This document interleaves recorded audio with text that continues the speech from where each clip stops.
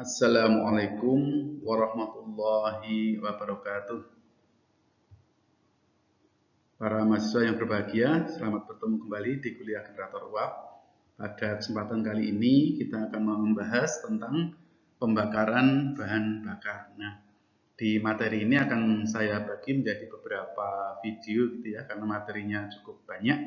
Dan ini adalah bagian yang pertama. Jadi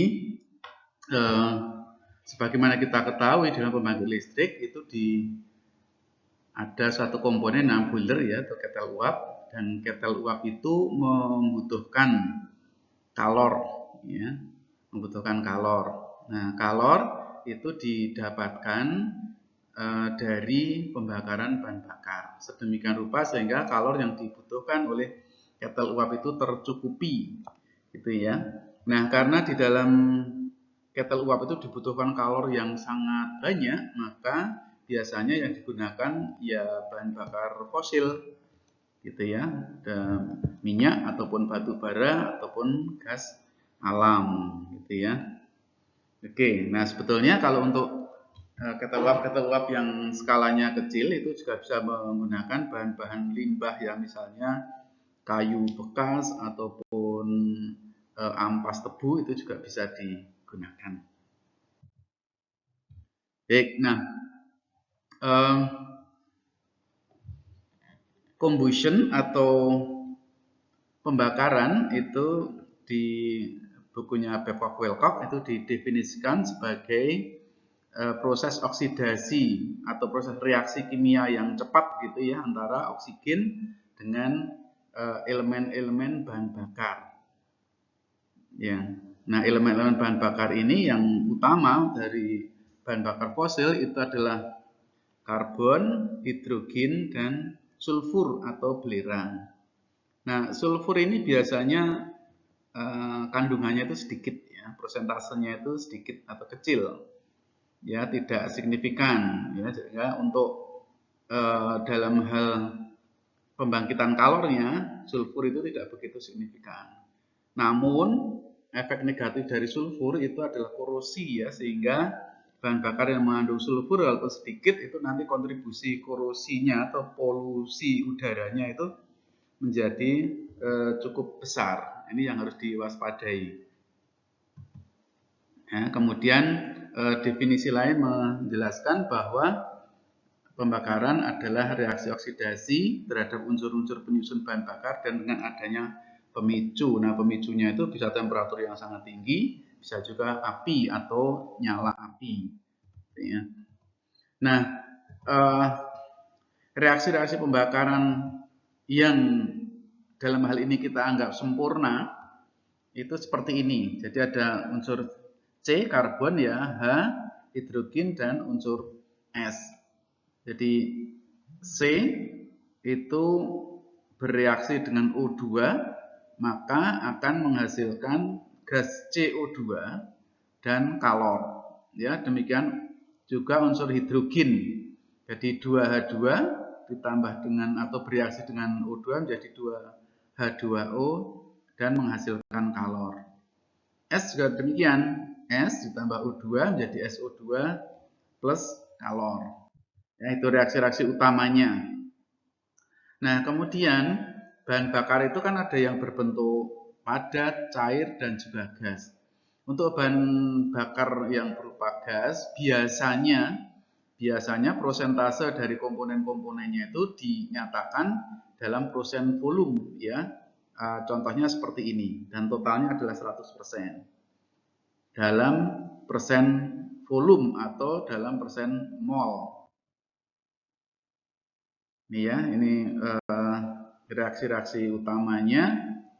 Di tabel ini kita dapat melihat komponen bahan bakarnya, kemudian reaksinya, kemudian molsnya, ya dari reaktan ke produknya ini, kemudian ini yang berbasis massa atau berat, kemudian heat of combustion atau nilai kalor dari hasil pembakaran itu ini ya di kolom paling kanan. Nah, sebaliknya untuk bahan bakar padat dan cairan itu biasanya dinyatakan dalam persen massa ya, atau persen berat.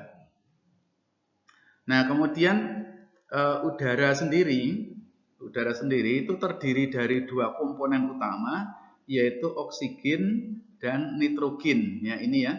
Ini dalam persen volumenya, ini dalam persen berat. Jadi agak beda sedikit ya antara dalam persen volume dengan persen berat. Nah, ini kita punya contoh ini ya. Kita punya contoh suatu bahan bakar ya, komposisinya semacam ini dalam persen berat.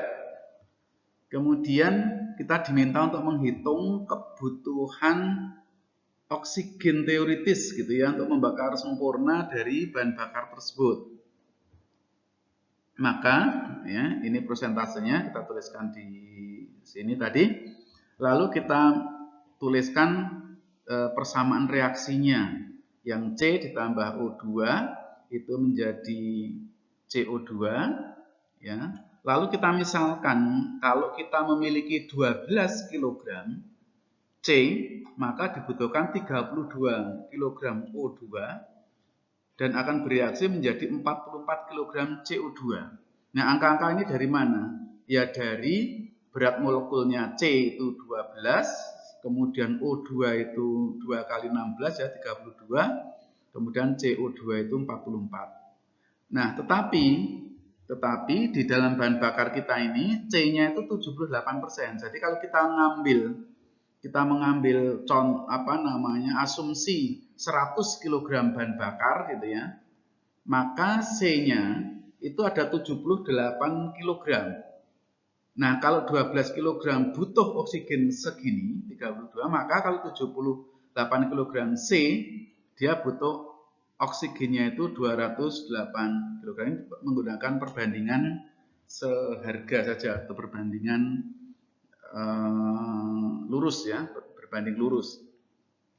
Nah, demikian juga untuk H2 yang bereaksi dengan O2 menjadi 2H2O juga sama caranya seperti itu ya, dan di sini dibutuhkan 112 kg O2. Kemudian sulfur itu S ya. S itu berat molekulnya 32. Ini butuh 32 kg O2 gitu ya. Nanti akan menjadi 64 kg SO2. Tapi karena di dalam bahan bakar itu hanya ada 2%, berarti kalau dari 100 kg bahan bakar itu hanya ada 2 kg S saja, maka hanya dibutuhkan 2 kg O2 untuk mendapatkan 4 kg SO2 hasil reaksinya itu. Nah, sehingga dari hitungan tadi lalu kita jumlahkan kebutuhan oksigen untuk mereaksikan C, mereaksikan H2 dan mereaksikan S ya, itu dibutuhkan total 322 kg. Nah, di dalam bahan bakar itu sudah ada oksigennya berapa? Yaitu 2%. Jadi kalau 100 kg bahan bakar itu sudah ada oksigen 2 kg. Sehingga yang dibutuhkan oksigen dari luar cuma 320 kg. Dari mana nih? Dari 322 dikurangi 2 kg. Jadi, nah sekarang kalau per 1 kg bahan bakar berarti dibutuhkan oksigen 3,2 kg. Jadi kesimpulannya adalah dari hitungan ini dibutuhkan kebutuhan oksigen teoritis 3,2 kg oksigen untuk membakar 1 kg bahan bakar. Gitu ya. Nah, misalnya sekarang ini kita misalkan ya O2 teoritisnya itu kita beri nama Oxt gitu ya. Oxt ini kebutuhan oksigen teoritis. Nah, kebutuhan udara keringnya berapa? Kebutuhan udara kering teoritisnya adalah tadi ya, udara itu mengandung oksigen hanya 23%. Sehingga kebutuhan udaranya itu ya Oxt tadi, hitungan tadi yaitu dikalikan 100/23. Jadi untuk mendapatkan oksigen sejumlah ini Sejumlah ini itu dibutuhkan udara segini. Karena kita ngambil oksigennya itu dari udara. Nah, udara itu ada kelembapannya. Kita misalkan udara itu kelembapannya Z%. Ya, kelembapan udaranya. Maka kebutuhan udara teoritis, bukan udara kering ya, ini berarti udara apa adanya, tapi masih teoritis. Itu adalah 100 ditambah Z dibagi 100, dikalikan, ya, dikalikan, ini ya, ini dikalikan 100 per 23, dikalikan kebutuhan oksigen teoritis. Gitu. Nah, ini namanya teoritis. Teoritis itu pembakarannya begitu saja diasumsikan sempurna. Tetapi di dalam pembakaran itu ada kemungkinan pembakaran itu tidak sempurna karena proses pencampuran udara dengan bahan bakarnya itu tidak sempurna ya, tidak bagus. Nah, sehingga seringkali di dalam pembakaran itu kebutuhan udaranya itu ditambahkan ya, atau lebih besar lagi dibandingkan dengan kebutuhan udara teoritisnya. Nah, untuk apa? Untuk menjamin terjadinya pembakaran yang sempurna. Nah, kebutuhan udara lebih yang diberikan, nah, jadi kebutuhannya itu segitu, tapi diberikan lebih. Nah, lebihnya itu disebut dengan excess air atau udara lebih. Jadi kalau tadi itu ya, lalu kebutuhan udara realnya itu berarti menjadi ini 100 ditambah alfa per 100, alfa itu adalah excess air-nya, ini dikalikan 100 ditambah Z per 100, Z itu adalah kelembapannya, dikalikan 100 per 23, 23 itu karena 23% ya oksigen di dalam udara, dikalikan kebutuhan oksigen teoritis, ini yang didapatkan dari hasil reaksi-reaksi tadi dikurangi oksigen yang ada di bahan bakar. Nah, besarnya excess air itu tergantung dari dua hal, yaitu bagaimana sistem pembakarannya dan apa bahan bakarnya. Nah, ini ada tabelnya ya. Jadi ini bahan bakarnya ya, misalnya pulverized coal ya, batu bara yang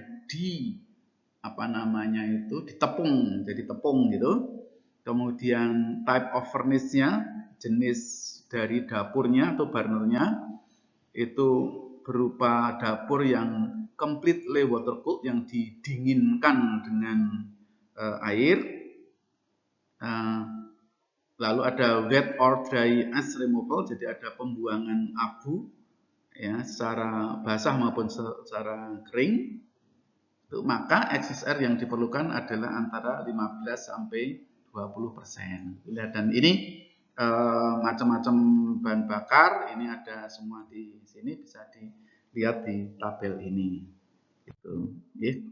Nah, sampai di sini dulu untuk video yang pertama ini. Terima kasih atas perhatiannya. Anda sudah belajar dengan tekun dan tuntut. Assalamualaikum warahmatullahi wabarakatuh.